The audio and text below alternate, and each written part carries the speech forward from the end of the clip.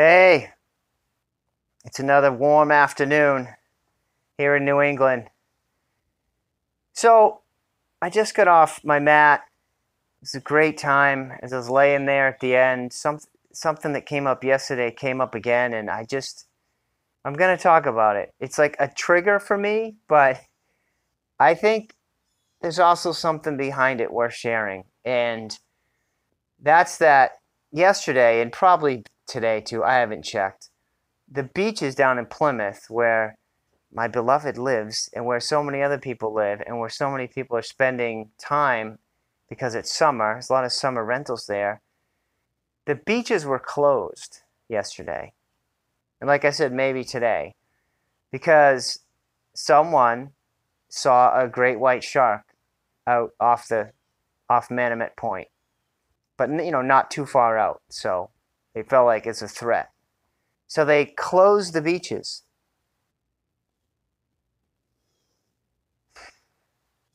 It's like 95 degrees and it's humid, so the heat index is like 100.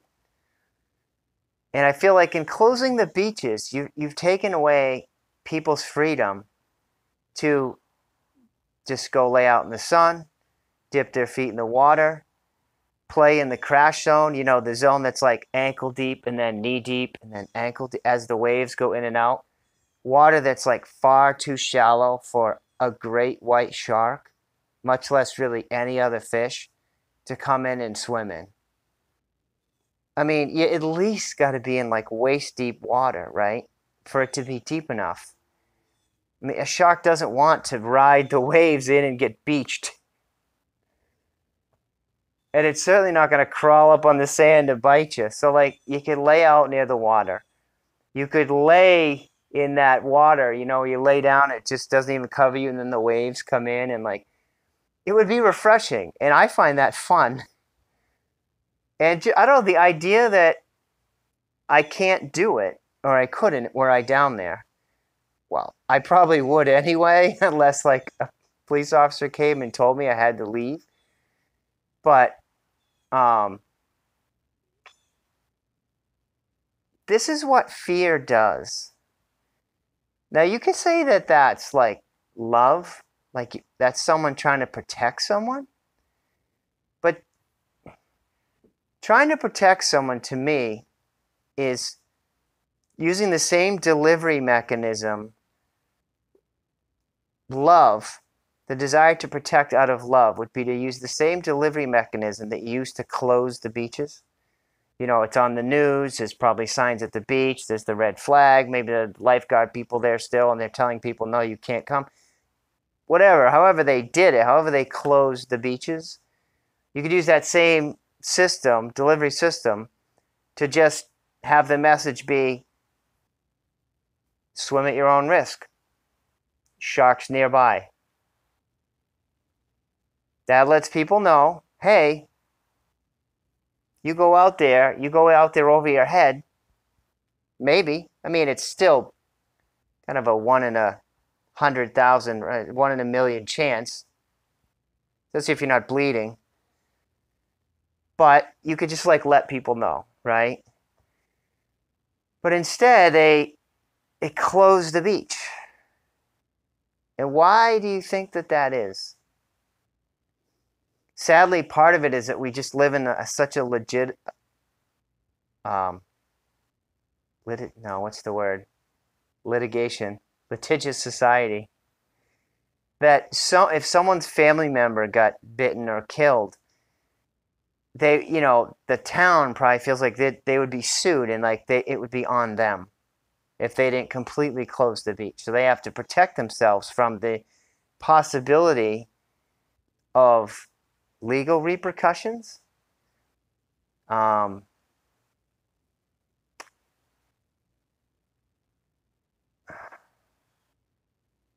that's what our fear does, though. Sometimes we want to decide things for other people, and it takes away their freedom when it shouldn't. It's just your fear. Like another good example, The Christmas Story. It'll be on again in a few months for 24 hours on TBS. Ralphie wants the BB gun. more than anything in the world. Like he's been dreaming about it all summer. It's what he wants. He just wants the gun, the Red Ryder gun, and he wants to shoot it. And his mother, if it were up to just his mother, no, you'll shoot your eye out. Which is a possibility. Well, I don't know how you would shoot your eye out unless you pointed the gun at your own head. But oh yeah, he did break his glasses. But still, he still had fun, and it's okay. And then it gets deeper. And even if someone did get hurt by a shark or eaten by a shark.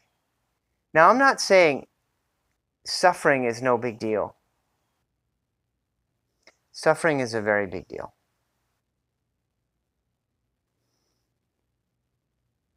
No one wants to see anyone else suffer. And we're going to want to do what we can to protect other people from suffering. But death? This is where I think we would take such a leap forward as a society. If we just stopped being afraid of death. And being afraid of, and looked at it more as a celebration, a completion.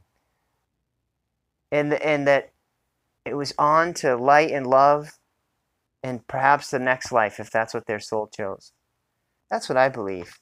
And I think there's so many near-death books and so many regression. There's so much to support that it is all goodness and love and light, and that our souls are eternal, and that we live many, many lives. And so it's not an ending. It's just like another chapter. And I know, too, that it's not just that people are afraid of death or afraid of what happens to them or their loved ones. It's what they're going to feel if they lose someone, or their fear of leaving behind the known. And again, we wouldn't have that fear if we were sourcing our happiness from within. Yes, we would mourn the loss of people. There would be an emptiness, an ache. But it would heal as part of the human, the beautiful, the exquisitely beautiful human experience. It would heal, especially if someone took that, went all the way to the bottom of that grief and let themselves be annihilated by it. They would find that underneath it, there's nothing but love.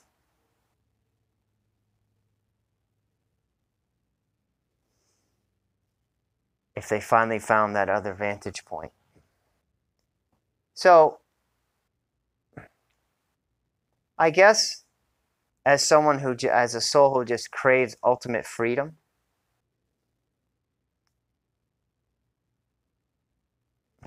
that element of A Christmas Story was always like, what is wrong with his mom? Just let him do it. So what? And then yesterday, just let people go to the beach. Let them wade around in the water. And if they choose to, let them go swimming and surfing. It's their choice. Why is the fear of the collective taking away someone else's freedom? Just another reason to work through our fears and to get to love and to get to wholeness.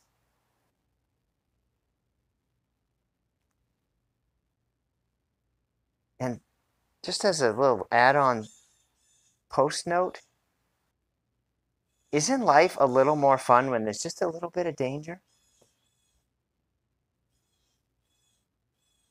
I went swimming in the Bahamas before the sun came up when they said if you swim at night, the sharks are feeding. And I saw a shark. Come between me and the beach. I got out of the water, but I went back in the next day. They're nurse sharks there. They're like bottom feeders, like catfish. They're not going to bite you. And I knew that. But It made for a really exciting morning dip in the ocean. And I don't know. Could be the same in Plymouth. Okay.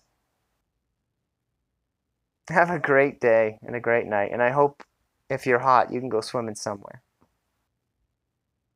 Namaste.